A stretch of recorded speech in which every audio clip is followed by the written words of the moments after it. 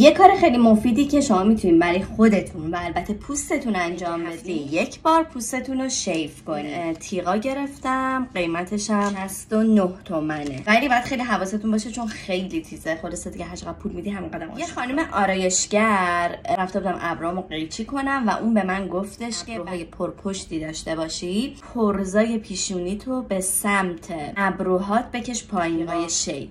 پوستتون لایه برداری بشه و به اصطلاح یه نفسی بکشه. میتونید هفته یک بار پوستتون رو شیف کنین. حواستون باشه که به هیچ عنوان روی پوستتون فشار ندین، این مدلی نذارین و کاملا مماس با پوستتون باشه. اینه که اینا رو به سمت پایین به این حالت میکشین. هم پرزاتون میره هم پوسته مردتون از بین میره. انقدر تیزه درجا پوست زخمی میکنه. پوستای مرده از بین میره. پوست دور چشم خیلی نازک و خیلی حساسه.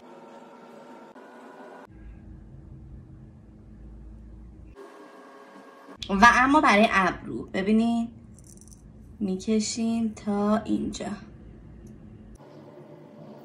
این پرزا رو به سمت ابروتون میکشیم تا لبه این بالای ابروتون. اینا رو میکشین. با این روش ابروتون خیلی پرپشت میشه. باورتون میشه اینقدر پوست مرده داره میریزه؟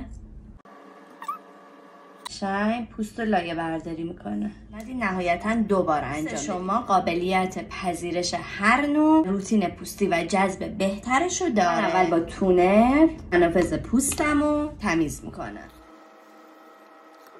برای اینکه پوستم یکم خنک بشه و آبرسانی داشته باشه. ژله‌ای میزنم که هم پوستم خنک شه همین ثانی انجام میده و میذارم یه رو بمونه. میرسیم به استفاده از سرم و حواستون باشه که هیچ کدوم از این محصولات رو نباید به دور چشمتون فاصله از این ماسکای دور چشم میذارم. دور چشمم یه ذره تقویت.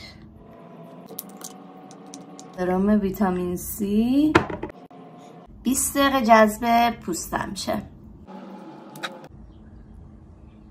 نوبت استفاده از روز و دور چشمه.